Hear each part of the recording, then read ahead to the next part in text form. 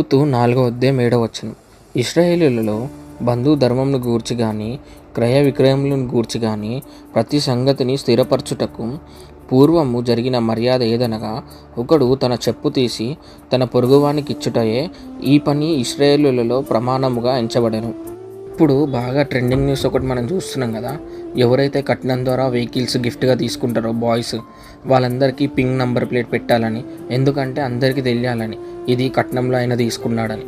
మనము ఇంతకుముందు చూసుకున్నాం కదా లెవరేట్ మ్యారేజ్ అంటే ఏంటో. అలాగే దానికి ఎవరైనా నో చెప్తే ఏం చేస్తారో అప్పట్లో అని. సింపుల్గా ఆ స్త్రీ అందరి ముందు సిటీ గేట్ దగ్గరకు వచ్చి ఆయన తల ముందు ఉమ్ము వేసి ఆయన చెప్పు తీయాలి. కానీ ఇక్కడ మనం చూస్తే కొంచెం చేంజ్ అయినట్టు ఉంటుంది. ఇక్కడ మనం స్త్రీని చూడం. సమీప బంధువుడు ఎవరైతే నేను చేయనంటాడో ఆయన చెప్పు తీసి ఎవరైతే జరిపిస్తా అని అంటారో ఆయనకి ఇవ్వాలి. అయితే వచనంలో కూడా మనం అదే చూస్తాం. ఆ సమీప బంధువుడు నో అని చెప్తాడు కదా. ఇప్పుడు ఆయన ఏం చేయాలంటే ఆయన చెప్పు తీసి బోయాజ్కి ఇవ్వాలి. ఇంకా ఆ సమీప బంధువుడు ఒక్క చెప్పుతోటే తన ఇంటికి వెళ్తాడు. అప్పుడు చూసిన వాళ్ళందరూ ఈయనని ఒక చెప్పుతో చూసి అందరు అనుకుంటారు ఈయన బంధువుని ధర్మం జరిపించలేదు కదా అని. సో ఫస్ట్ మనం మాట్లాడుకున్నాం కదా పింక్ నంబర్ ప్లేట్ ఎవరైతే కట్నం తీసుకుంటారో సేమ్ అలాగే